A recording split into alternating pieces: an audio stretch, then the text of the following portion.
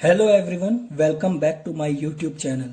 मैं मनोज शर्मा एक बार फिर से आप सभी का स्वागत करता हूं मेरे आज के इस वीडियो में। आज के वीडियो में मैं आप लोगों को 10th क्लास का chapter number 3 pair of linear equations in two variables में कंडीशंस फॉर सॉल्वेबिलिटी के बारे में यहाँ पे बताने वाला हूँ।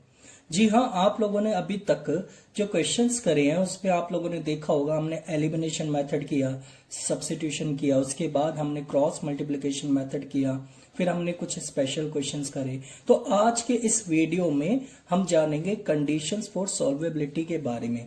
याद करो, बेसिक क्लास में जो फर्स्ट वीडियो था उसमें मैंने आप लोगों को एक बात समझाई थी और उसमें मैंने आप लोगों को ये बताया था कि यहाँ पर दो मेथड होते हैं, एक एल्जेब्रिक और एक ग्राफिकल। तो यहाँ पे हम लोग टेबल के थ्रू समझेंगे कि यहाँ पे इनका मतलब क्या निकल के आता है। हमने वहां पे ये भी पढ़ा था कि यहाँ पे कुछ कंडीशंस भी होती है, 3 कंडीशंस होती है।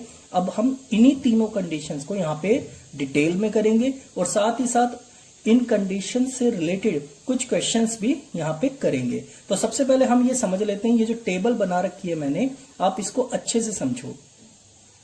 सबसे पहले देखो, यहां पे कॉलम में इक्वेशंस लिखी है मैंने। यहां पर मैंने उन इक्वेशंस के कोएफिशिएंट्स को कंपेयर किया हुआ है, यानी कि बटे में करके। आपको पता है 2 इक्वेशंस होगी, एक इक्वेशन में a1 पता चलेगा, दूसरी वाली में नीचे a2 पता चलेगा। तो इनको आपस में मैंने डिवाइड में रखा हुआ है। फिर कंपेयरिंग द रेशियोज, अगले कॉलम में उन्हीं रेशियोज को आपस में कंपेयर करने की बात होगी। फिर ग्राफिकल रिप्रेजेंटेशन, फिर उस बात करेंगे हम ग्राफिकल रिप्रेजेंटेशन की। उसके बाद एल्जेब्रिक इंटरप्रिटेशन। तो सबसे पहले हम यहां पे एक एक कंडीशन को समझते हैं। फर्स्ट कंडीशन में आप देखोगे, अगर x माइनस, मान लो आपके पास कोई ऐसी इक्वेशन आ गई, जैसे कि एक एग्जांपल के लिए हम समझ लेते हैं, x minus 2y equals to 0 है और 3x plus 4y minus 20 equals to 0 है। अब आप देखो, यहां पे x है, y है, लेकिन यहां पे c नहीं है। c मतलब कांस्टेंट टर्म नहीं है, यानी कि c1 नहीं है। तो जब आपको कांस्टेंट टर्म मिसिंग होती है तो वहां पे हम कांस्टेंट टर्म को 0 मान लेते हैं। ठीक है, अब आप देख सकते हो यहां पे x minus 2y equals to 0 है, तो यानी कि c1 हमें नहीं पता, तो c1 को हमने 0 मान लिया। अब यहां पे अगर हम देखें, a1 की वैल्यू 1 होगी, b1 की वैल्यू -2 होगी और c1 क्योंकि नजर नहीं आ रहा तो वो 0 होगा। ऐसे ही नीचे आप देखो, a2 की वैल्यू 3 है, b2 की वैल्यू 4 है और c2 की वैल्यू -20 है। ठीक है, अब इनको आपस में कंपेयर करके देखते हैं, यानी कि डिवाइड में करके देखते हैं। तो आप देख सकते हो x का कोएफिशिएंट यहां पे 1 है, यानी कि 1/3 इन दोनों आपस में डिवाइड कर दिया, -2/4 और यहां पे 0/-20।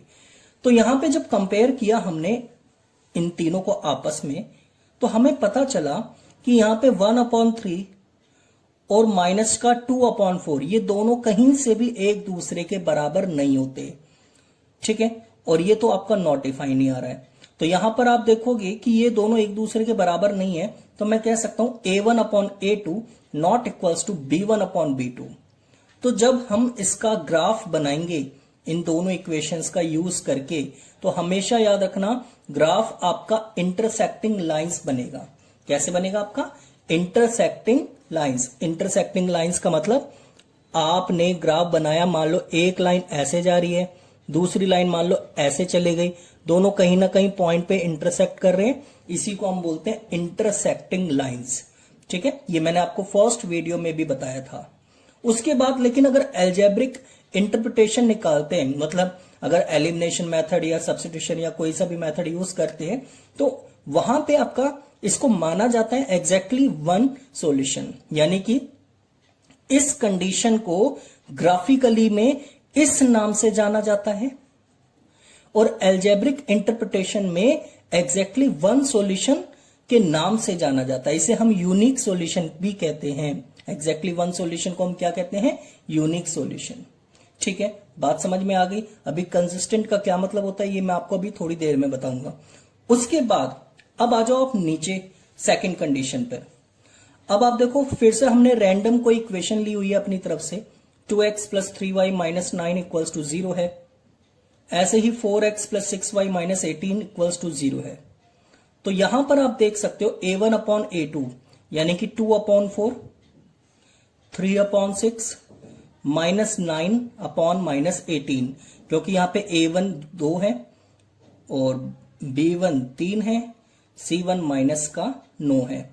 यहां पे a2 4 है, b2 6 है और c2 माइनस का 18 है। तो इनको आपस में डिवाइड में रख दो रेशियोज इनके कोफिशिएंट्स को।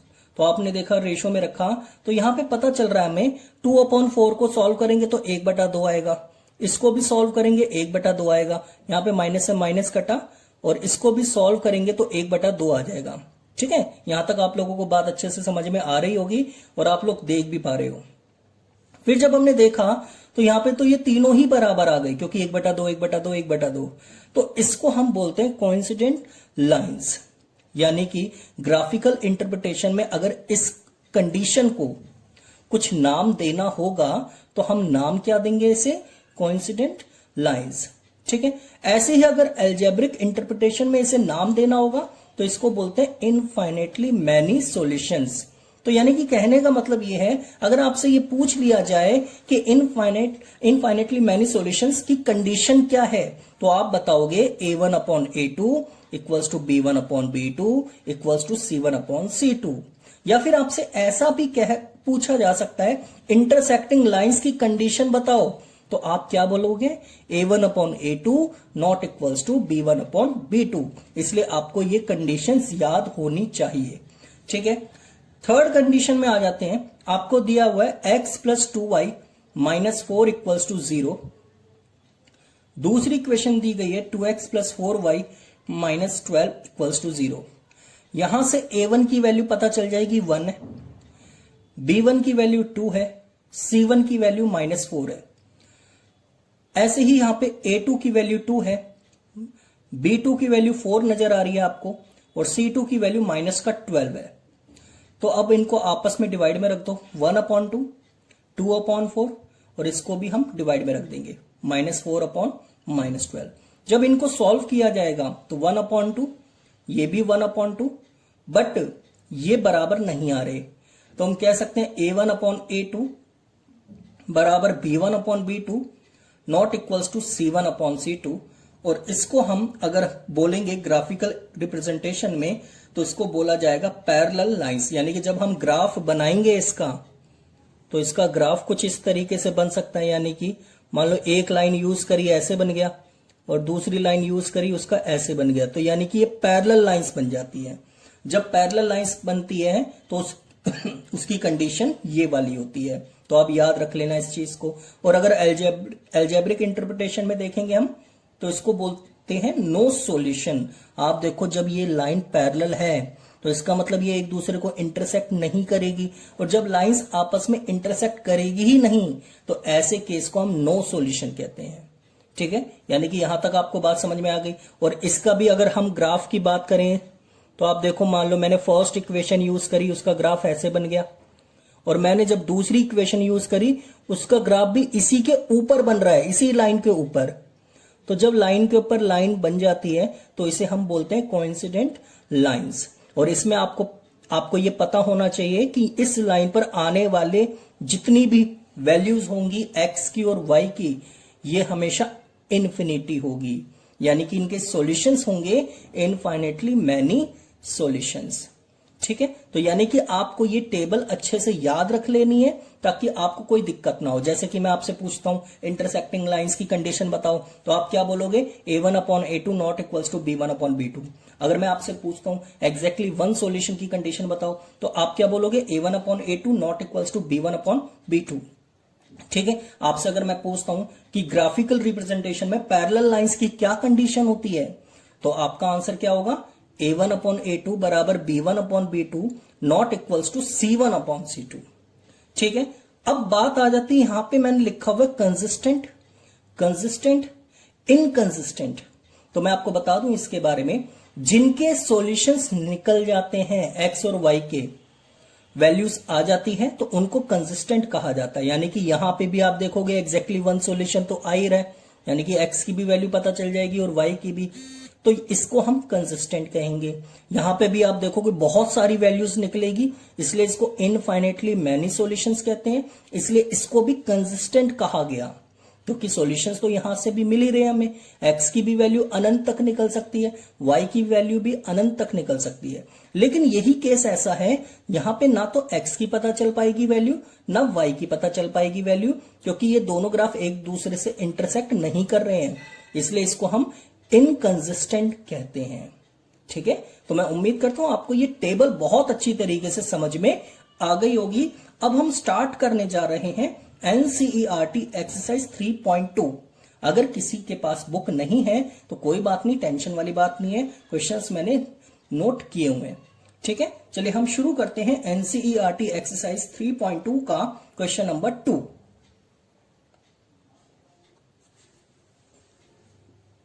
क्वेश्चन नंबर 2 में लिखा हुआ है on comparing the ratios A1/A2, B1/B2, C1/C2, जैसा कि आपको ये ऊपर दिखाई दे रहा है।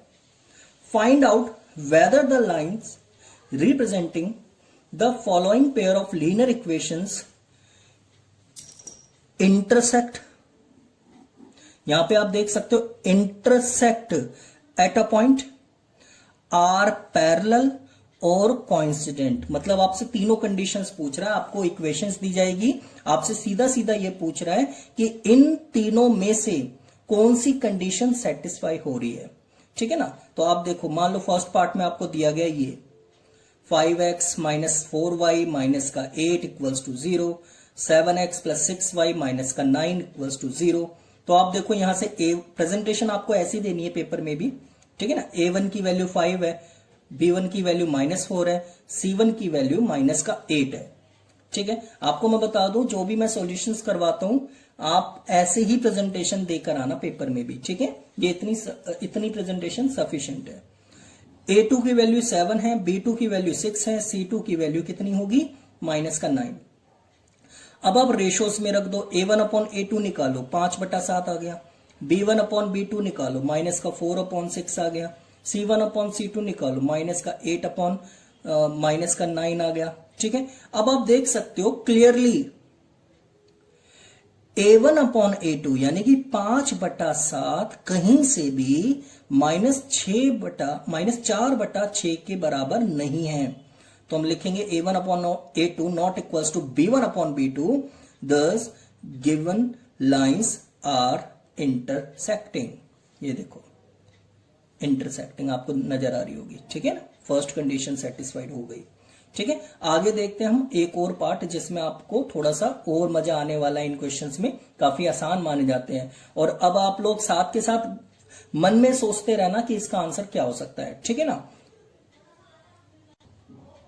देखो सेकंड पार्ट में आपको क्या दिया गया, 9x plus 3y plus 12 equals to 0, और यहां पे आपको दिया गया 18x plus 6y plus 24 equals to 0। तो यहां से A1 की वैल्यू आ जाएगी 9, आप लोगों को दिखाई दे रहा होगा, B1 की वैल्यू है 3, C1 आपका है 12। ऐसे ही नीचे आ जाते हैं हम, A2 की वैल्यू 18 है, B2 की वैल्यू 6 है, और C2 की वैल्यू 24 है।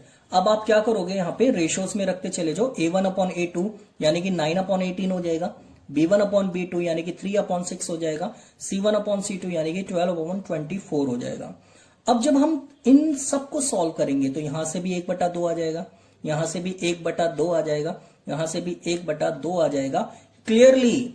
अब मुझे बताओ जल्दी से सोचकर कि जब तीनों कंडीशंस में रेशोज बराबर हो जाते हैं, रेशोज जब बराबर हो जाते हैं तो वो कौन सी कंडीशन होती है, तो हम बोलेंगे so the given lines are coincident. मतलब यहां पे आप लोगों का इनफाइनाइटली मैनी सॉल्यूशंस तो एल्जेब्रिक में होता है, लेकिन आपसे ये पूछा जाता है कंडीशन क्वेश्चन में, ये पूछा जा रहा था कि कौन सा होगा, तो हम ये बोलेंगे।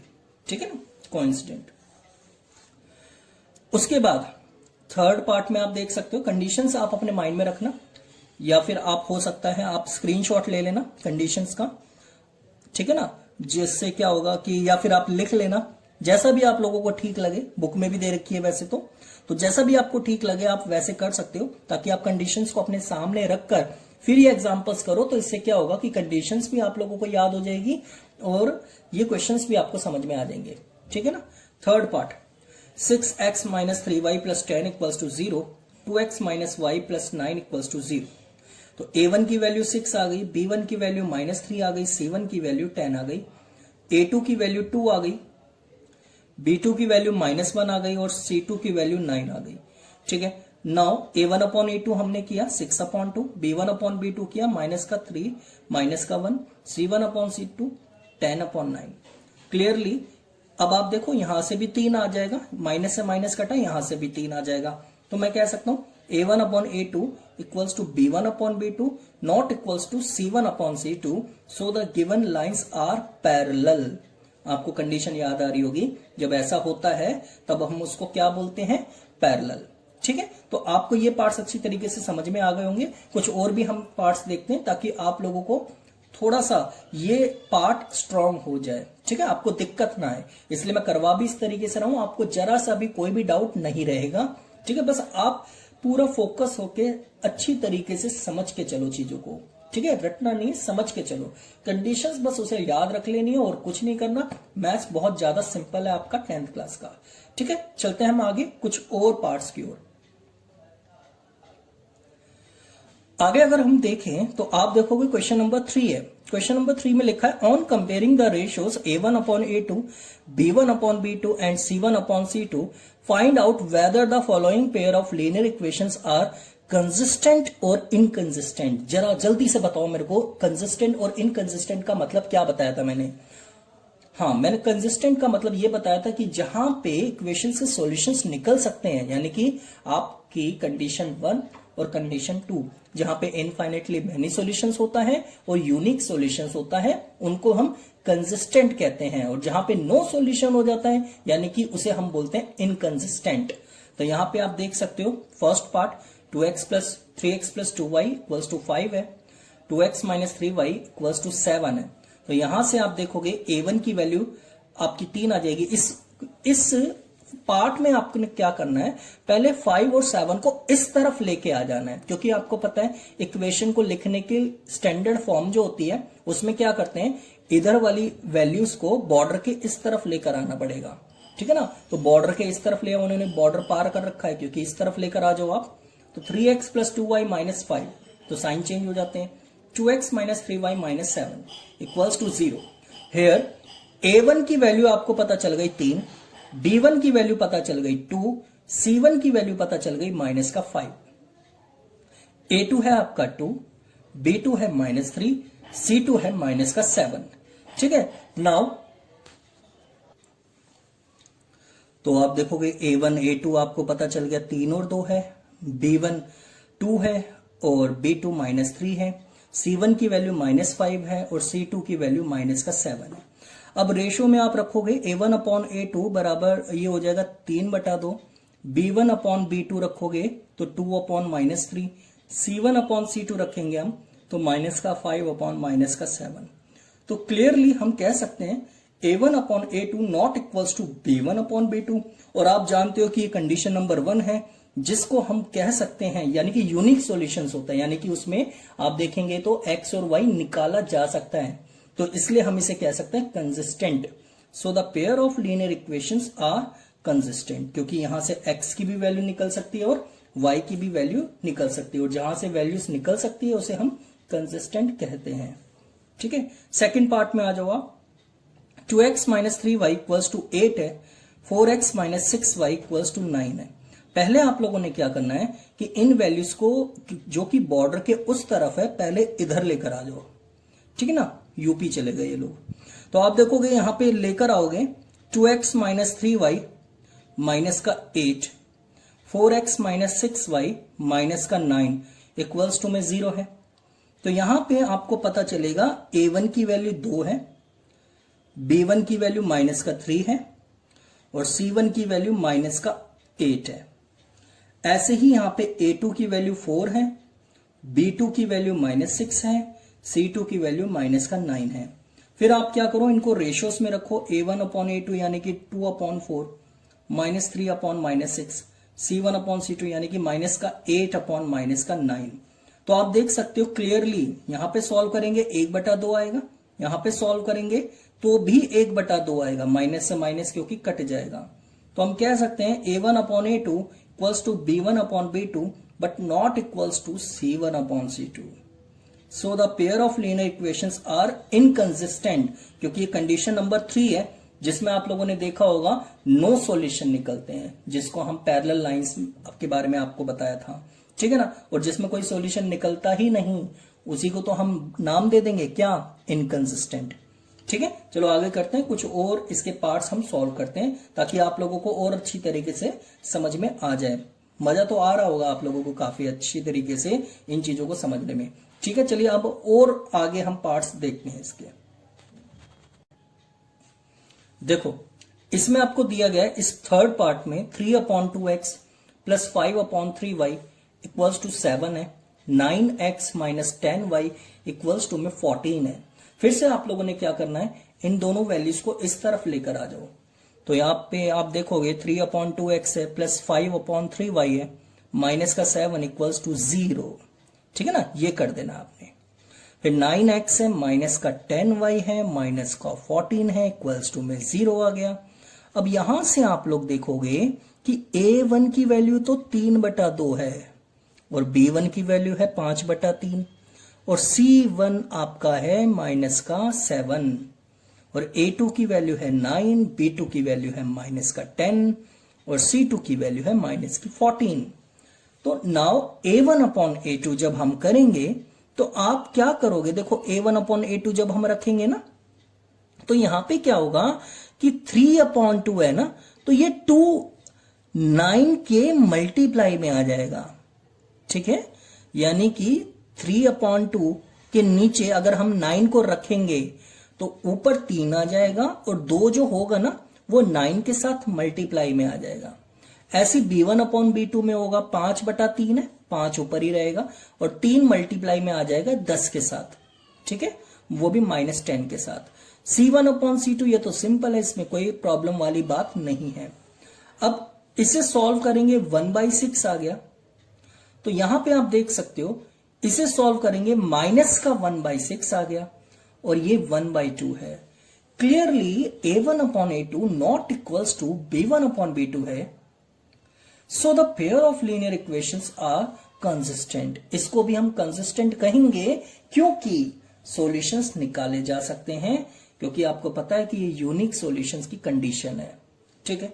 आगे हम देखते हैं फोर्थ पार्ट, 5x माइनस का 3y इक्वल्स टू 11 माइनस का 10x plus 6y equals to minus का 22।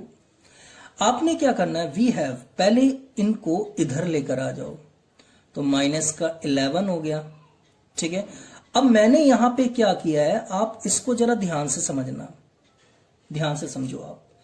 मैंने क्या किया इस इक्वेशन में कि पहले पूरी इक्वेशन को माइनस से इंटू कर दी, तो माइनस से इंटू करेंगे तो ये हो जाएगा 10x और ये क्योंकि साइन चेंज हो जाते हैं, माइनस माइनस हो गया ये प्लस और ये प्लस का था, अब ये हो गया माइनस का 6y और ये माइनस का 22 है, तो अब ये हो गया प्लस का 22। अब ले आओ इस प्लस के 22 को इस तरफ। अब मैंने माइनस से इंटू क्यों करी है आप इसे भी समझ लो, क्योंकि आपको पता है कि यहां पे x के साथ माइनस को रहना नहीं है, हम रहने नहीं देते, तो इसे अगर हटाना है तो ऐसे तो हटा नहीं सकते हम, है ना, गलत हो जाएगा पेपर में। अगर हर एक बच्चा अपनी तरफ से ही हटा देगा कि ये मेरे को अच्छा नहीं लग रहा, ये नहीं होना चाहिए, इसे ऐसे काट दो, नहीं। तो इसे हटाने का तरीका क्या है, आप -1 से पूरी इक्वेशन को इनटू कर दो, तो जो साइन होंगे ना वो चेंज होते चले जाएंगे। तो -1 की माइनस से इंटू होगी तो ये प्लस का आ जाएगा और ये प्लस है तो माइनस हो गया, ये माइनस है तो प्लस हो गया। अब 22 इस तरफ आएगा तो ये माइनस हो जाएगा, तो आपका ये क्या बनेगा फिर, 10x माइनस 6y माइनस का 22 इक्वल्स टू में 0। अब आप देख सकते हो यहां पे a1 की वैल्यू 5 है, b1 की वैल्यू माइनस का 3 है, c1 की वैल्यू माइनस का 11 है, a2 की वैल्यू 10, b2 की वैल्यू -6, c2 की वैल्यू -22, ठीक है ना। अब फिर से रेशियोस में रख दो आप, a1 upon a2 5/10, 3 upon -6, c1 upon c2 आपका ये है। तो आप देखो यहां पे सारे ही बराबर आ गए, 1/2, 1/2, 1/2। तो क्लियरली हम कह सकते हैं a1/a2 बराबर b1/b2 बराबर c1/c2। So the pair of linear equations are consistent. ठीक है, तो आपको ये वाला पार्ट भी बहुत अच्छी तरीके से समझ में आ गया होगा। चलो हम आगे चलते हैं कुछ और क्वेश्चंस की ओर। फिफ्थ पार्ट में आप लोग देखोगे इक्वेशन दी गई है आपको 4/3x plus 2y equals to 8, 2x plus 3y equals to 12। We have, आप फिर से देखो ये गाजियाबाद पहुंच जाते हैं बार बार, तो इनको इस तरफ लेकर आ जाओ पहले, तो साइन चेंज हो जाएंगे। 4/3x प्लस 2y माइनस का 8 equals to 0, 2x plus 3y minus का 12 इक्वल्स टू 0। अब यहां से आप फिर से वैल्यू निकालोगे। a1 की वैल्यू 4/3 है,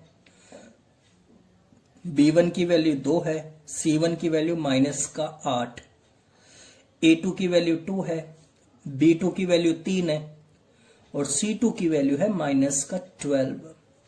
अब फिर से a1/a2 करेंगे। अभी आपने देखा इससे पहले वाले जो हमने किए थे क्वेश्चन, उसमें एक ऐसा था जिसमें हम 4/3 है तो 4 ऊपर रह जाएगा और 3 2 के साथ मल्टीप्लाई में आ जाएगा।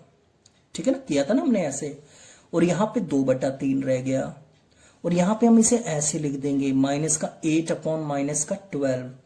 अब आप देख सकते हो सॉल्व करेंगे तो इससे ये कट जाएगा, तो 2/3 रह गया, 2/3 यहां पे भी रह गया, 2/3 यहां पे भी रह गया।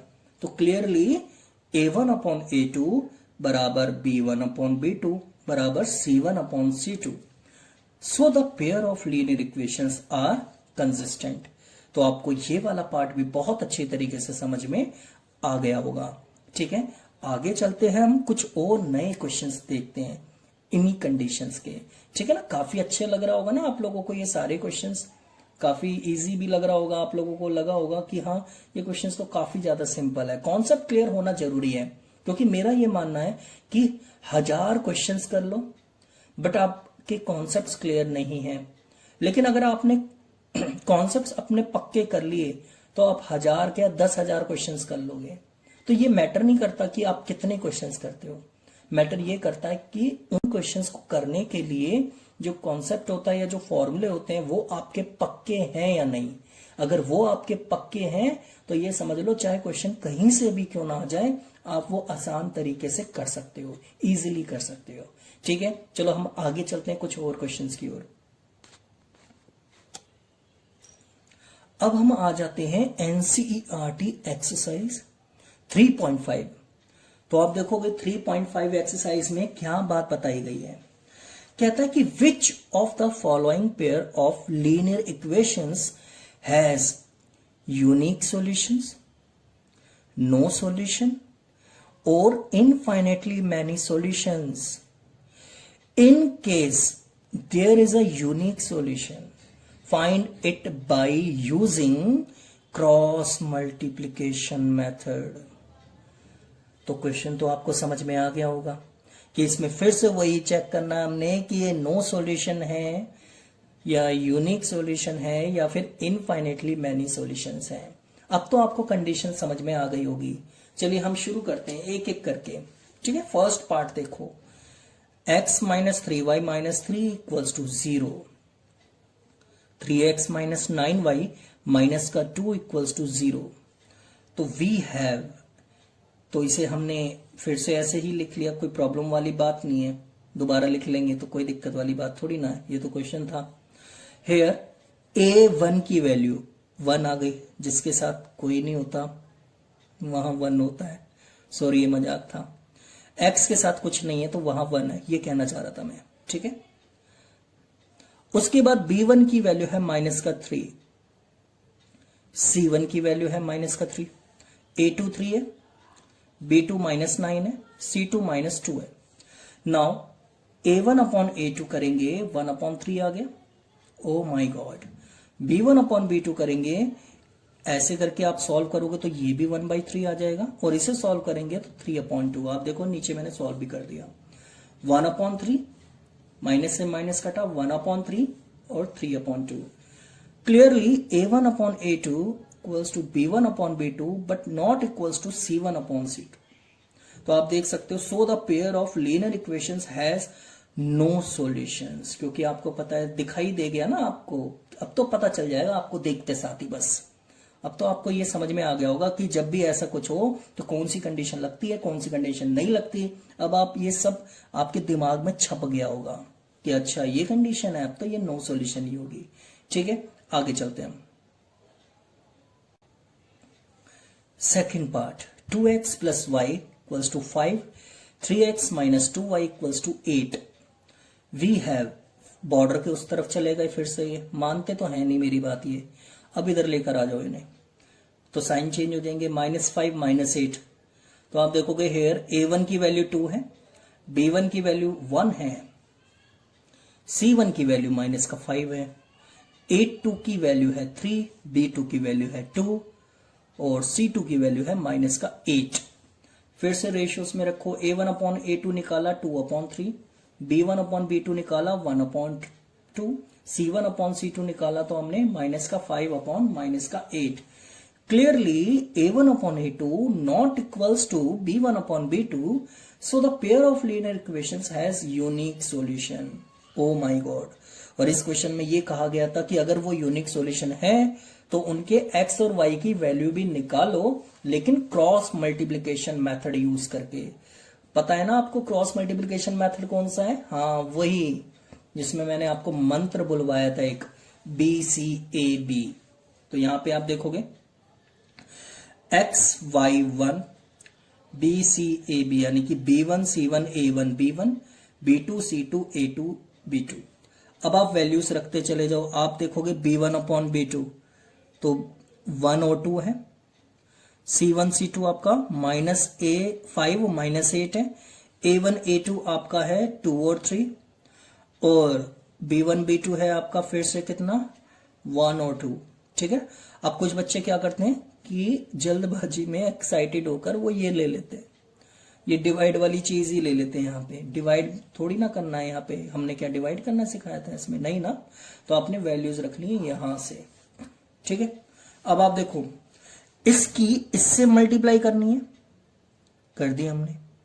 फिर जब आपको इसकी इससे करनी होती है तो याद करो मैंने आपको क्या बताया था, एक वरदान वाला माइनस का साइन लगाना है जो आपको इस फॉर्मूले में मिला है। तो ये हर आपको क्वेश्चन में लगाना होता है। तो माइनस का साइन लगा दिया हमने वरदान वाला। जब आप इसकी इससे करोगे तो आप इसे ब्रैकेट में करके रख दो, फिर y उतार दो आप, फिर इसकी इससे करो तो ऐसे करके लिख दिया मैंने इसे। फिर जब इसकी इससे करोगे तो फिर से वरदान वाला साइन आएगा।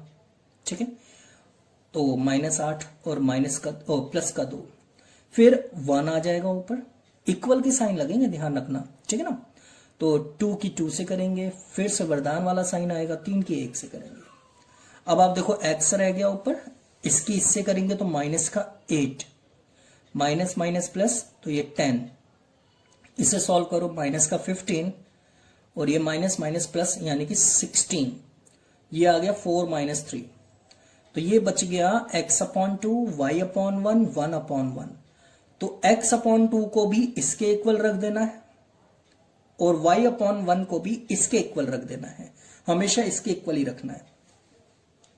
तो x/2 को 1/1 के इक्वल रखेंगे तो x की वैल्यू आ जाएगी 2, y/1 को 1/1 के इक्वल रखेंगे तो y की वैल्यू आ जाएगी 1। तो यानी कि ये क्वेश्चन तो आपको बहुत अच्छी तरीके से समझ में आ गया होगा, इसमें तो कोई प्रॉब्लम वाली बात है ही नहीं, देखने में काफी अच्छा सा लग रहा है ये मेरे को। ठीक है ना, आगे चलते हैं, एक और पार्ट करते हैं इसका। इस पार्ट में क्या बताया गया है, 3x - 5y = 20, 6x - 10y = 40।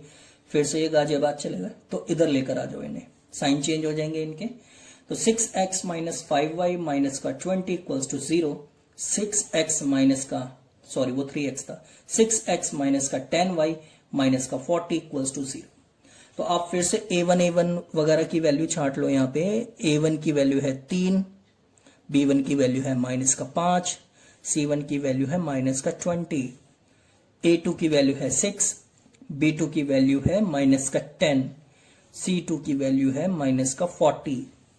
तो अब रेशो में आप रख दो फिर से कंपेयर करके, a1/a2 यानी कि 3/6, b1/b2 यानी कि -5/-10, c1/c2 करेंगे तो ये आ जाएगा। तो आप देखो और सॉल्व कर दो इसे, 1/2, 1/2 और ये भी आपका 1/2 आ गया। Clearly a1/a2 equals to b1/b2 equals to c1/c2, so the pair of equations has infinitely many solutions. यानी कि काफी आसान से क्वेश्चंस लग रहे हैं। अब तक आप लोग देख रहे होंगे इस पार्ट में मैं जितने भी क्वेश्चंस करवा रहा हूं काफी ज्यादा इजी है। ठीक है, आगे चलते हैं, हम कुछ और क्वेश्चंस करते हैं इसके। ठीक है, इस पार्ट में आप देखो x माइनस 3y माइनस का 7 बॉर्डर के इस तरफ दे रखा है equals to 0, 3x minus 3y minus 15 equals to 0। Here a1 की वैल्यू आपको पता चल गई 1 है, b1 की वैल्यू माइनस का 3 है, c1 की वैल्यू माइनस का 7 है, a2 की वैल्यू 3 है, b2 की वैल्यू माइनस 3 है, c2 की वैल्यू है माइनस का 15। तो फिर से कंपेयर कर दो, a1/a2 1/3, b1/b2 -3 -3, c1/c2 ये। तो सॉल्व करेंगे 1/3 आ रहा है यहां से, और यहां से सिर्फ 1 आएगा, माइनस से माइनस कट गया, 3 से 3 कट गया। तो क्लियरली मैं कह सकता हूं a1/a2 not equals to b1/b2, so the pair of linear equations has unique solution. और आपको पता है कि जब यूनिक होगा तो हमें किससे सॉल्व करना है, ऐसे क्रॉस मल्टीप्लीकेशन मेथड। तो फिर से हम मंत्र का उच्चारण करेंगे जिसका नाम है BCAB। तो x y 1 लिखेंगे, B C A B, B1 C1 A1 B1 B2 C2 A2 B2। O my God, अगर मैं इसका गाना बना दूं तो काफी हिट जा सकता है। फिर से एक बार शुरू करते हैं हम। ठीक है, आप भी बोलो पीछे पीछे, B1 C1 A1 B1 B2 C2 A2 B2। ठीक है ना, इसमें थोड़ा सा ड्रम ऐड हो जाए, म्यूजिक ऐड हो जाए तो बहुत बढ़िया हिट हो सकता है। ठीक है, खैर छोड़ो, वो मजाक था। अब आप देखो B1 की वैल्यू आपकी यहां पे कितनी है, माइनस का 3, B2 माइनस का 3, C1 C2 माइनस का 7 माइनस का 15, A1 A2 1 और 3, B1 B2 फिर से -3 तो x आ जाएगा, y आ जाएगा, 1 आ जाएगा। फिर आप इसकी इससे करोगे तो -3 -15। ठीक है, और बीच में जब इसकी इससे करोगे तो वरदान वाला साइन आ गया। ठीक है ना, -3 और ये -7 इक्वल y लिखेंगे -7 और इनटू में 3। फिर इसकी इससे करने वाले होंगे तो बीच में वरदान वाला साइन आ जाएगा, माइनस का ही आएगा हमेशा। ठीक है, इक्वल फिर आप इसकी इससे करो तो इसकी इससे करो, बीच में साइन आ गया माइनस का। अब सॉल्व कर दो, माइनस माइनस प्लस, तो ये प्लस का 45 आ गया, माइनस माइनस प्लस 7 की 3 से करेंगे 21 आ गया, वो भी प्लस का, लेकिन बाहर उसे सामना करना पड़ेगा माइनस के साथ। तो प्लस माइनस क्या हो जाएगा, माइनस, तो ये बन गया माइनस का 21, प्लस माइनस माइनस माइनस का 21, माइनस माइनस प्लस तो 15, और ये माइनस का 3 और माइनस माइनस प्लस प्लस का 9। तो अब आप देख सकते हो x/24 है इक्वल y/माइनस का 6 है, इक्वल्स टू में y 1/6 है। तो आपको इसके इक्वल में ये रख देना है और इसके इक्वल में भी ये रख देना है। तो x/24 के इक्वल में 1/6 रह गया और y/-6 के इक्वल में 1/6 रह गया। अब 6y के इक्वल में माइनस का 6 रह गया, 6 से 6 कट गया तो y की वैल्यू आ गई माइनस का 1। ऐसे ही यहां पे सॉल्व करेंगे हम, 6x हो जाएगा, ये 24 1 से करेंगे तो 24 ही आएगा, सॉल्व करेंगे तो x की वैल्यू आ जाएगी 4। ठीक है, ये भी पार्ट आपको काफी अच्छा सा दिखाई दे रहा है, काफी ज्यादा आसान है। चलो हम शुरू करते हैं एक और कुछ इसके क्वेश्चंस जो आप लोगों को काफी ज्यादा अच्छे लगने वाले हैं। अभी तक सारे क्वेश्चंस आपको अच्छे ही लग रहे होंगे, लेकिन कुछ और भी हम देखते हैं। जब तक कि इस तरीके से इस चीज इन तीनों कंडीशन से रिलेटेड क्वेश्चंस खत्म नहीं हो जाते तब तक हम इनकी प्रैक्टिस कर लेते हैं। ठीक है, आज के वीडियो में सिर्फ मैं ये जितने भी क्वेश्चंस है ना बुक के अंदर, ये सारे मैं खत्म करने वाला हूं। ठीक है ना, अब आ जाते हैं हम क्वेश्चन नंबर 2। सेम एक्सरसाइज जो आपकी चल रही थी 3.5, उसी का क्वेश्चन नंबर हम 2 करने वाले हैं। ठीक है, आप देख लेना 3.5 है या 6 है। ठीक है, तो आप देखोगे इसमें क्या बताया गया, for which values of a and b। लेकिन इससे पहले मैं आपको ये क्वेश्चन बताऊं, आप इतना समझ लो कि ये एनसीईआरटी का मोस्ट इंपॉर्टेंट क्वेश्चन है। ठीक है ना, मोस्ट इंपॉर्टेंट। तो आप इसे अच्छी तरीके से कर लेना। For which values of a and b does the following pair of linear equations have an infinite number of solutions. यानी कि यहां पे हमें कंडीशन क्या दे दी गई, इनफाइनाइट नंबर ऑफ सॉल्यूशंस। तो मतलब क्या हुआ, अब आपको ये पार्ट दे रखा है, यानी कि इसमें फर्स्ट पार्ट आपको ये दिया गया। तो आप देखोगे 2x प्लस 3y, यानी कि यहां पे आपको a की वैल्यू और b की वैल्यू फाइंड करनी है। अब कैसे करनी है वो आप देख सकते हो, जो मैं आपको बताने वाला हूं। सबसे पहला काम क्या करेंगे, ये इक्वल के उस तरफ है तो पहले इसे इधर लेकर आएंगे। वी हैव, ये 7 इस तरफ आएगा तो माइनस का हो गया। और ये पूरा भी जब आप इस तरफ लेकर आओगे, जो गाजियाबाद में घूम रहा है अपने परिवार के साथ, तो इसको भी इस तरफ लेकर आओगे तो ब्रैकेट में बंद करके लाओगे।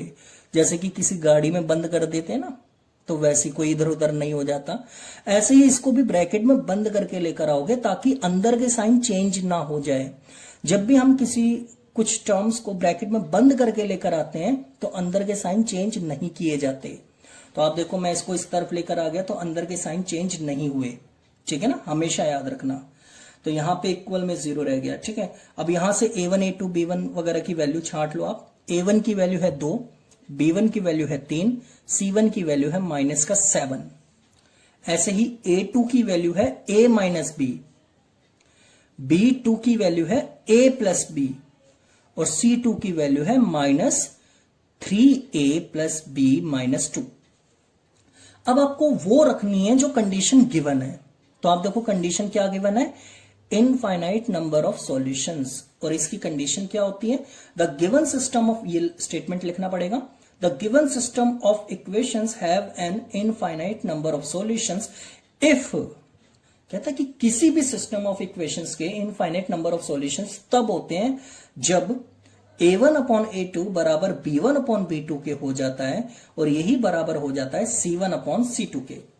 तो यानी कि 2 अपॉन a माइनस बी बराबर 3 अपॉन a प्लस बी और माइनस का 7 अपॉन ये, माइनस 7 अपॉन ये। तो माइनस का साइन आ गया, 3a प्लस बी माइनस 2। अब आप लोगों ने क्या काम करना है, जो मैं आपको बता रहा हूं उसे जरा ध्यान से सुनना आप लोग, कि इसको इसके इक्वल रख दो पहले। तो मैंने रख दिया, सॉल्व करा, यहां पे आपने सॉल्व किया तो ये क्रॉस मल्टीप्लाई होगी, क्रॉस मल्टीप्लाई करना सभी जानते हो। तो 3 की इन दोनों से हो गई और 2 की भी इन दोनों से हो गई।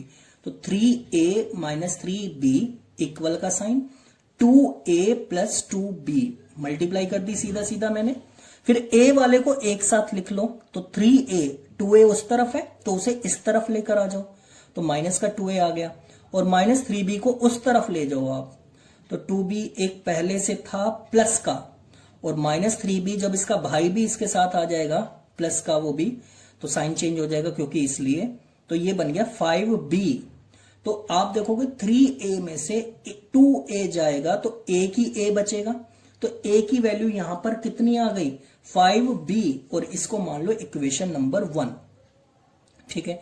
अब आपने देखा पहले आपने इसको इसके साथ रखा था ना, अब आप क्या करो, इसको इसके इक्वल रख दो, ठीक है।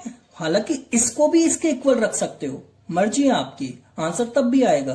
तो आप क्या करो, इसको इसके इक्वल रख दो, ठीक है। अगर मैं ये कहता कि इसको इसके इक्वल रखना है, फिर आप मेरे से ये पूछते कि इसको इसके इक्वल क्यों नहीं रख सकते, तो मैंने आपको कह दिया कि कुछ भी कर सकते हो आप, ठीक है ना। तो इसको इसके इक्वल रख देंगे हम, तो 3 upon a plus b equal, अब आप देखो माइनस से माइनस तो यही कट जाएगा ना, तो इसलिए मैंने यहां पे लिखा ही नहीं, अस्तित्व ही मिटा दिया उसका, ठीक है ना। तो 7 upon 3a plus b minus 2, cross multiply करो, 7 की इन दोनों से होगी तो 7a प्लस 7b, 3 की इन तीनों से हो जाएगी, तीनों से, तो 3 की इससे करेंगे तो 9a, 3 की इससे करेंगे 3b, 3 की इससे करेंगे तो माइनस का 6।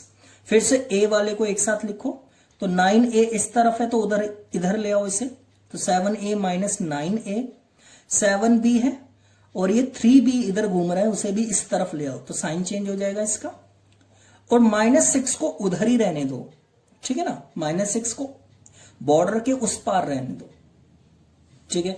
अब आप देखो यहां पे माइनस का 2a बन गया, यहां पे सॉल्व करेंगे तो 4b आ जाएगा प्लस का, और ये माइनस का 6 है।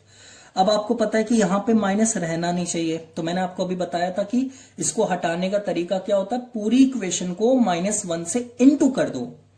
तो ये माइनस है तो ये प्लस हो गया, ये प्लस है तो ये माइनस हो गया, और ये माइनस है तो प्लस हो गया। अब आप ये देख सकते हो कि पूरी इक्वेशन 2 से डिवाइड हो रही है।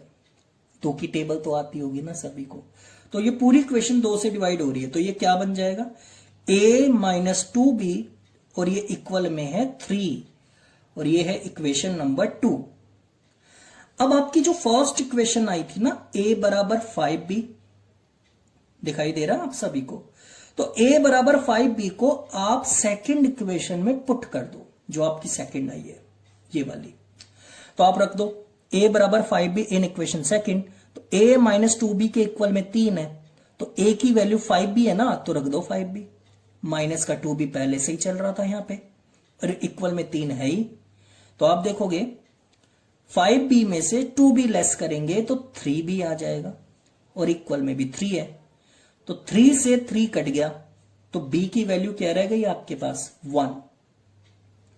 अब इसी b की वैल्यू को आप पुट कर दो इक्वेशन फर्स्ट में।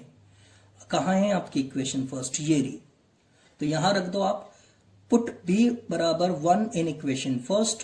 तो a बराबर 5b है, तो 5 इंटू 1 यानी कि 5, तो हेंस a की वैल्यू 5 आ गई और b की वैल्यू कितनी आ गई, 1।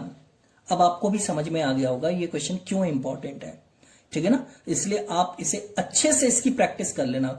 आज आप लोगों को जो होमवर्क मिलेगा ना, जितने भी आज मैंने क्वेश्चंस करवाए हैं आप लोगों को, यही सारे क्वेश्चंस आपको दोबारा से करके देखने हैं, वो भी बिना देखे, बिना हिंट लिए, ठीक है। एक बार आप प्रैक्टिस कर लेना, वीडियो एक बार चाहो आप 2 बार देख लेना पूरा, लेकिन उसके बाद आप रजिस्टर में जब करोगे तो बिना हिंट लिए करना, बस पीछे से आंसर मैच कर लेना आपने, ठीक है। इससे आपकी प्रैक्टिस अच्छी हो जाएगी, ठीक है। आगे चलते हैं, हम एक और पार्ट इसका कर लेते हैं, उसके बाद आज के वीडियो में जो टॉपिक है ये पूरा खत्म हो जाएगा, ठीक है।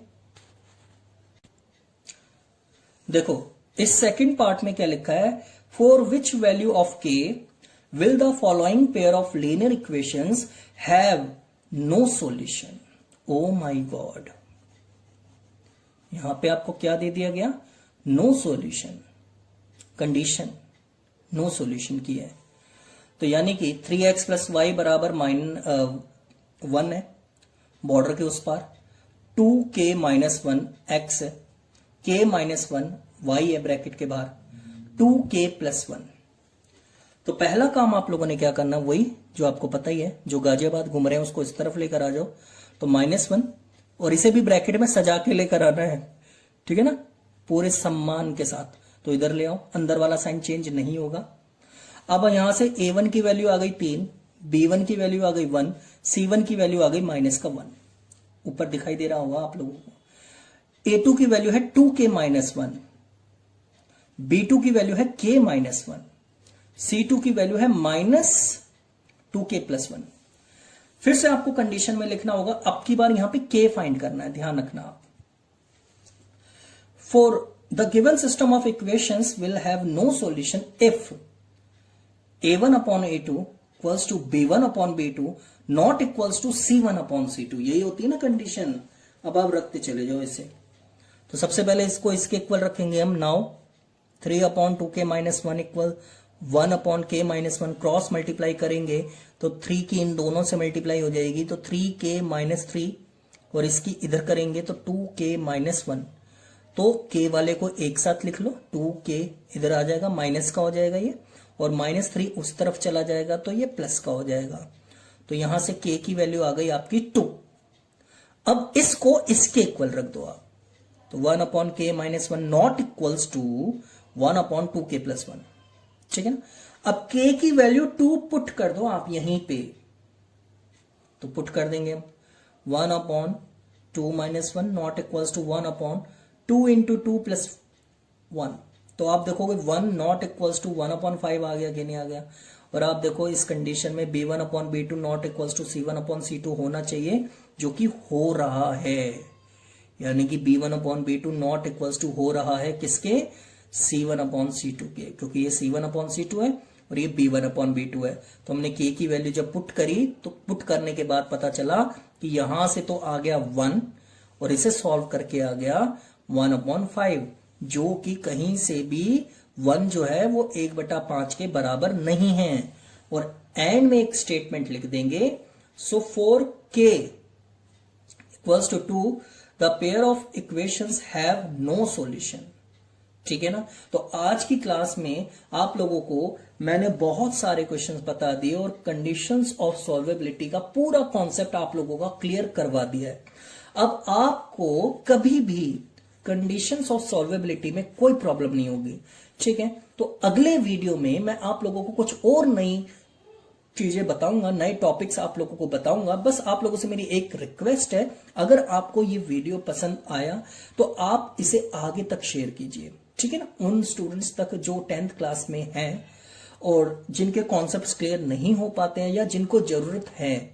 ठीक है ना। ये काम तो आप बिना कहे ही कर दिया करो तो ज्यादा सही रहता है। और फिर भी अगर आप लोगों को और इन टॉपिक से रिलेटेड अगर आप लोगों को कोई भी डाउट्स हैं तो आप लोग मेरे से कमेंट करके पूछ सकते हो। ठीक है। तब तक के लिए थैंक यू सो मच। खुश रहिए, स्वस्थ रहिए, मस्त रहिए। बाय।